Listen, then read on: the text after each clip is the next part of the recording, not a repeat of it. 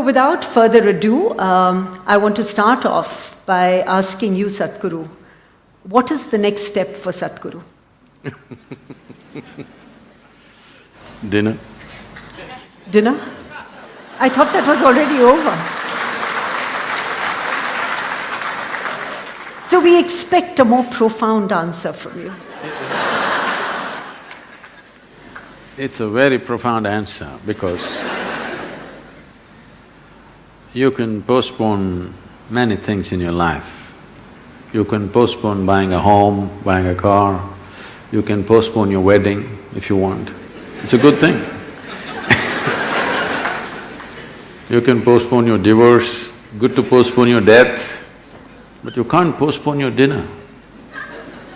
Right now, this is the ugliness which is happening in this country. A whole lot of people are postponing their dinner today. This is the horrible situation that's happening. So, do not consider dinner as not so profound.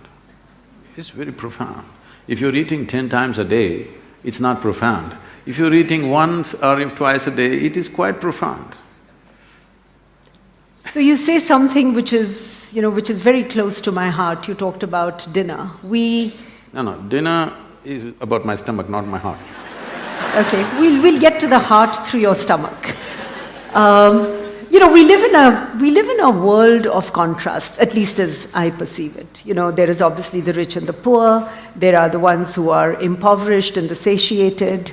We live in a country where 300 million people go to bed hungry every night. How do we deal with these big social issues? And what is the one message that you would like to give to all of us, where we as individuals can make our own little, big, whatever contribution to being part of the solution rather than waiting for somebody else to do something? Now you're immediately getting into the missionary mode. We can try a little bit of that. Yes, it's a serious problem and an unfortunate problem because we are living in a land which has over 12,000 years of agricultural history, probably the only place on the planet like this. As far as I know, except a few other places in South America, nowhere else on the planet was agriculture organized 12,000 years ago. So we have enormous experience of agriculture, which means the science of producing food. And we are living in a land where 12 months of the year you can grow what you want. Many farmers in Tamil Nadu take 6 crops, 4 crops actually, but in between the intercropping, totally 6 products they're taking out of the same piece of land. Right. Nowhere else on the planet this is really possible. In spite of this, half the people are hungry simply because of apathy, not because of lack of food, not because that it is not possible to fulfill this. I feel a focused effort in a matter of 5 years, 5 to 8 years, very comfortably we can crest this. It should not even take that much time, but if we are determined, within 5 years' time, it is possible to cross this. And it's important to cross this, because when you say India, I know a lot of poetry has been written about how beautiful it is, our mountains, our rivers, our whatever. But for 1.25 billion people, you neither have enough mountains, nor rivers, nor land, nor even a piece of sky, believe me. The only thing that you have is people. If these people are well-nourished, competent, inspired, this can be the greatest miracle. But right now, 60% of India's population, even their skeletal system has not grown to full size. Or in other words, we are producing a totally underdeveloped humanity. If your body does not grow to its full size, neither will your brains. There's medical evidence to show that first 4 years of your life, if you did not get the necessary nourishment, your brain is approximately 60% of what it should be. Right. So with half-brained people, the next generation, what nation are you going to build? you're going to be a big disaster. If you don't fix nourishment, we are going to be an enormous disaster. It's waiting, it's a silent bomb. It doesn't make noise. Very quietly, it's going to implode upon us. So this is something that has to be fixed on a war footing, must be.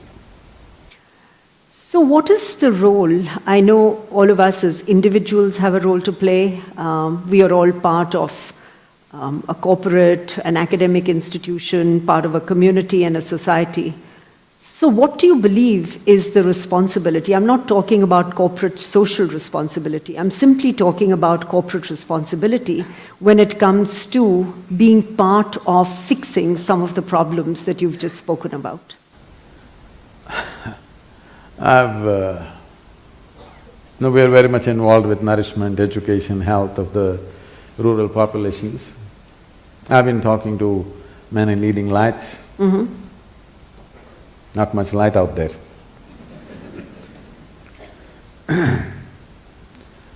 Whenever I speak to a lot of people, not all of them, many of them, if I tell them, you know, we're planting 114 million trees, you could do something, they'll tell me a very passionate story, how his wife or his mother has a trust where she planted 108 trees around their factory, and how they have grown, how beautiful they are and how they're enjoying it.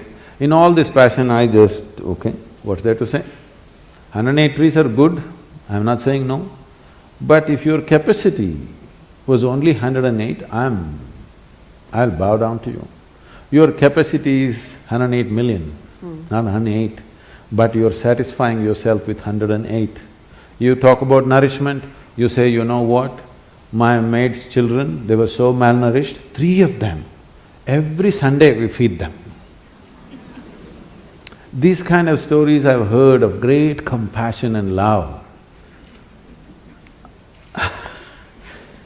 So, there is a whole culture of doing something for your satisfaction or doing something because you want to buy a ticket to heaven.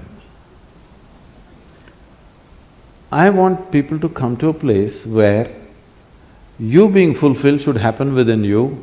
If you want to go to heaven, please leave. But if you want to be a solution, there's another way to work. Right. I fed 2 children and I feel very happy. It's all right, I appreciate that. I'm glad for those 2 children. But this is not a solution, this is only for satisfaction. So it's time, at least those people who are in a certain level of capability, I would say, when I say capability, all of you are thinking, oh, okay, some big corporate leader. I'm saying all of you are in a certain level of capability who should see how to bring a solution, not do something for your silly satisfaction. You can be satisfied by eating food, by simply sitting quietly, by sleeping well, doing whatever. Satisfaction need not come through somebody else's suffering. You don't have to fulfill your satisfaction because of this, you know. Somebody is suffering, that is not the basis of your suffering, and if you buy a ticket to heaven through that suffering, I don't know, heaven will turn into hell probably for you. I hope it does.